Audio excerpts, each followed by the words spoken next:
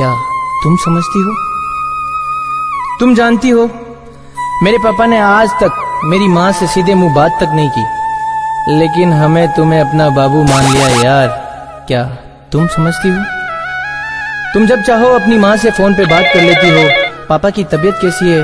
दोनों भाभीयों में से ज्यादा काम कौन सी भाभी अच्छी करती है? आज घर में सब्जी कौन सी बनी है?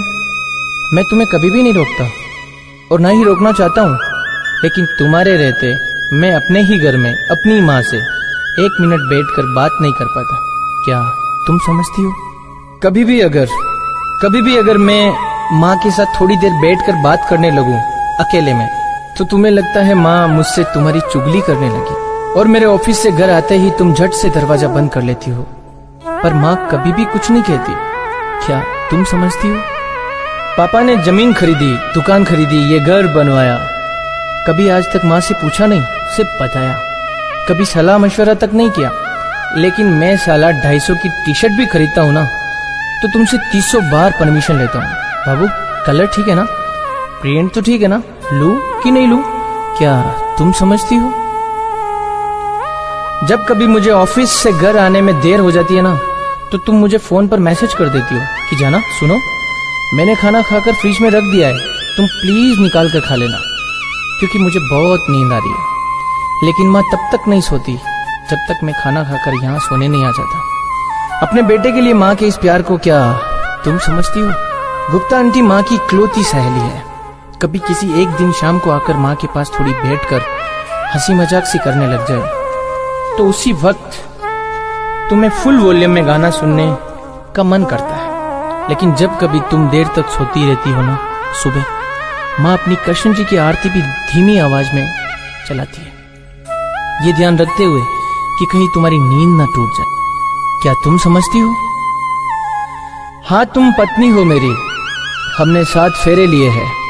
जीवन के हर पड़ाव, हर परिस्थिति में तुम्हारा साथ देने की कसम खाई है मैंने।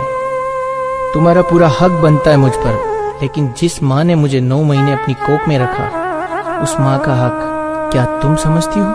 तुम्हारे लिए तुम्हारा घर, तुम्हारे माँ बाप, भाई, बच्चा, पति, इन सब लोगों को अपना परिवार मानती हो। यही सब तुम्हारे रिश्ते हैं। और मेरा घर और मेरे माँ बाप, ये रिश्ते क्या है? शादी सिर्फ 2 लोगों के रिश्ते का नाम नहीं है यार। 2 परिवार आपस में जुड़ते हैं, भाई बहन की नोकझोंक भाभी देवर की हंसी मजाक बन जाती है, पापा का प्यार ससुर का दुलार बन जाता है, और माँ की जगह सांस ले लेती है। और उसी हक से माँ ने जरा सा तुम्हें डांट क्या दिया, तुम उन्हें पलटकर जवाब दे देती हो। वही तुम्हारी खुद की माँ तुम्हें 4 लोगों के सामने थप्पड़ भी लगा देना यार, तो तुम उन्हें पलटकर जवाब नहीं देती, तब भी प्यार से ही बात करती हो। मैं तुम्हें अकेले को दोषी नहीं ठहरा रहा हूं, इसमें तुम्हारे अकेले की गलती नहीं है। ना तो माँ ने तुम्हें कभी अपनी बेटी माना है, और ना ही तुमने कभी माँ को माँ माना है। मैं किसी की तरफदारी भी नहीं कर रहा हूं, मैं तो सिर्फ इतना कहता हूं कि माँ अपनी जिंदगी जी चुकी है, लेकिन तुम्हें अभी भी अपनी जिंदगी जीनी है। तो क्या हुआ यार, अगर माँ थोड़ी जबान की खड़ी है, अगर तुम भी वही गलती करोगी जो माँ करती है, तो माँ के 8वीं फेल होने में और तुम्हारी मास्टर की डिग्री में क्या फर्क रह जाता है? बड़कपन जो है ना, गुस्से और अकड़ में आकर रिश्ता तोड़ने में नहीं है, बल्कि झुककर विनम्रता से जोड़ने में है। अगर आज भी तुम्हें मेरी बात समझ में नहीं आ रही है ना, तो तब याद आएगी जब तुम्हारी बहू तुम्हारे साथ बिल्कुल ऐसा ही करेगी, और तुम्हारा बेटा तुम्हें सामने खड़ा होकर तुम्हारी बहू से सिर्फ एक ही सवाल पूछेगा, क्या तुम समझती हो?